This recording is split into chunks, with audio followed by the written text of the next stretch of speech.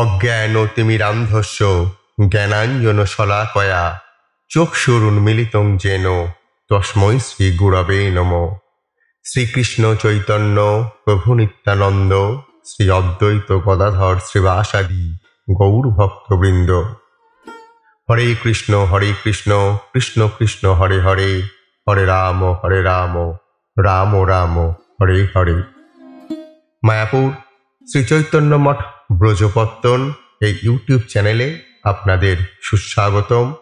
প্রথমেই পরমারাধ্য গুরুদেবের রাতুল চরণে জানাই ভুলুণ্ঠিত দণ্ডবৎ প্রণাম। তিনি যেন আমার প্রতি সুপ্রসন্ন থাকেন। এরপর সমস্ত আচার্যগণ, সমস্ত ভক্তবৃন্দ, সমস্ত মাতৃমণ্ডলী, সমস্ত গুরুভ্রাতা ও সমস্ত বৈষ্ণব চরণে জানাই দণ্ডবৎ প্রণাম।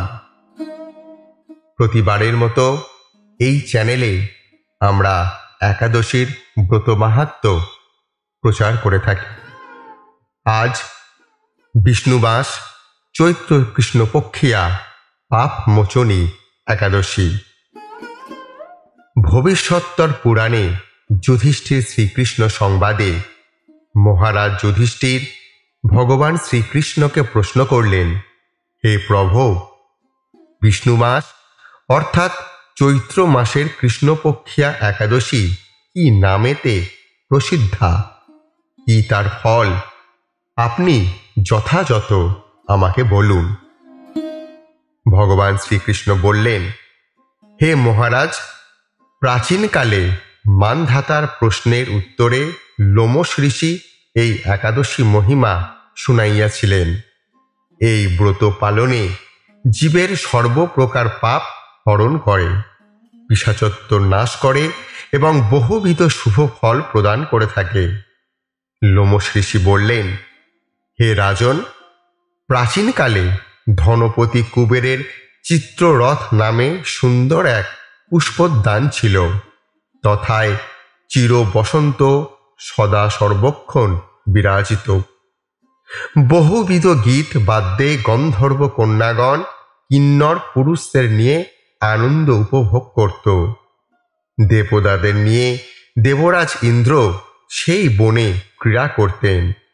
সেখানে মুনিগণ বহুকাল ধরে তপস্যাচারণ করতেন। তথায় মেধাবী নামে এক ব্রহ্মচারী ঋষিকে মঞ্জুঘোষা নাম্নী এক অপ্সরা বশীভূত করার চেষ্টা করতে লাগল। কিন্তু ঋষির অভিশাপ ভয়ে আশ্রম থেকে প্রায় 1 ক্রোশ দূরে মঞ্জুঘোষা বাস করতে লাগল। নিজ গৃহে অবস্থানপূর্বক বিনা যন্ত্রে মধুর কণ্ঠে একাকিনী সুন্দর গান করত।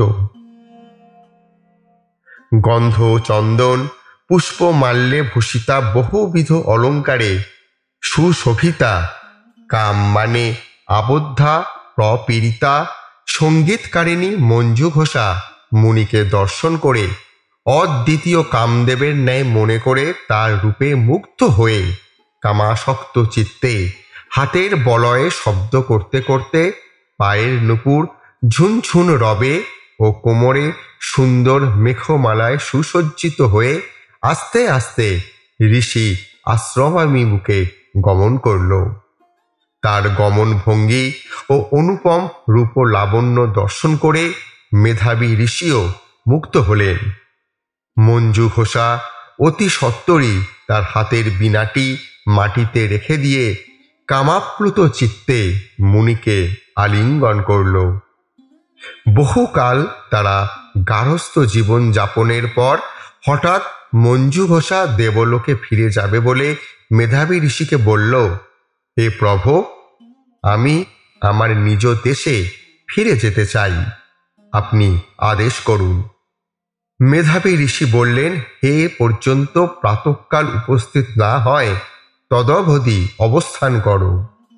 তখন ঈষৎ হাস্যযোগে মঞ্জুঘোষা বলল, হে মুনিশ্রেষ্ঠ, আমার সহবাসে কত বছর কেটে গেল একবার হিসাব করে দেখুন। মুনি বিচার করে দেখেন তাদের এই গার্হস্থ্য জীবনযাত্রা 56 বছর কাল অতিবাহিত হয়ে গেছে।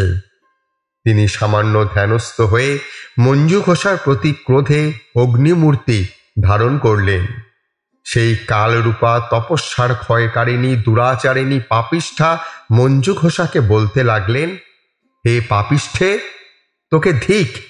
দুরাচারিণী কুলটা পাতকপ্রিয়া, তোকে আমি অভিশাপ করছি, তুই পিশাচী হয়ে যা।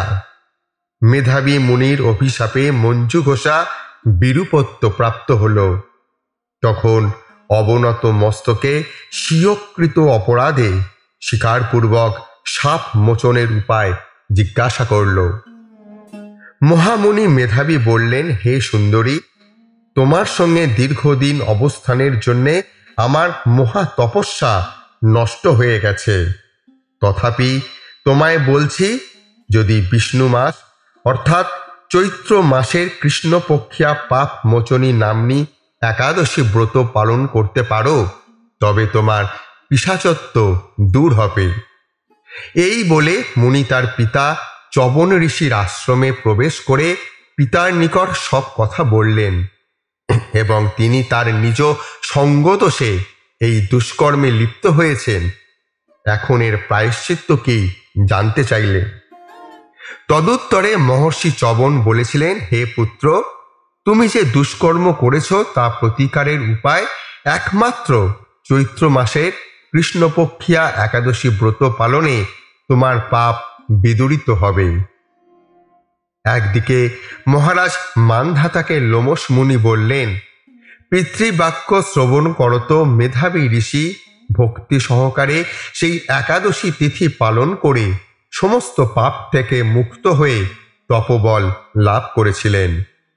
মঞ্জু ঘোষাও সেই ব্রত পালন করে পিশাচত্ব দূর করে দিব্য রূপ ধারণপূর্বক ঊর্ধ্বলোকে গমন করল। ভগবান শ্রীকৃষ্ণ ধর্মরাজ যুধিষ্ঠিরকে বলছেন, হে মহারাজ, যারা পাপ মোচনী একাদশী ব্রত পালন করেন তাদের পূর্ব জন্মকৃত যে কোনো পাপ থাকলেও তৎসমুদয় পাপ নির্মূলিত হয়ে থাকে। এই ব্রত কথা শ্রবণ কীর্তন ও মননে সহস্র গোদানের ফল হয়। ব্রহ্মহত্যাকারী, সুবর্ণ অপহরণকারী, মদ্যপায়ী ও অতি জঘন্য নিকৃষ্ট পাপীগণও এই ব্রতাচরণে পর্বত প্রমাণ পাপ রাশি থেকে মুক্ত হয়ে ভগবত ধাম গমন করেন। তো এই ছিল আজ পাপ বিমোচনী একাদশীর ব্রত মাহাত্ম্য। তো এই ভিডিওটি কেমন লাগলো অবশ্যই আমাদের কমেন্ট সেকশনে জানান। আর আমি শচীনন্দন কথা দিচ্ছি, পরের দিন এই রকমই আরেকটি ভিডিও নিয়ে আমি আপনাদের সামনে উপস্থিত হব। ততদিন সুস্থ থাকুন, ভালো থাকুন, আর কৃপা করুন আমাদের যেন হরিভক্তি হয়, আমাদের যেন গুরুপাদ পদ্মে মতি থাকে। জয় অনন্ত কোটি বৈষ্ণব বৃন্দের জয়, জয় আকর মঠরাজ মায়াপুর শ্রী চৈতন্য মঠের জয় এবং তৎ শাখাসমূহ সমস্ত গৌড়ীয় মঠের জয়।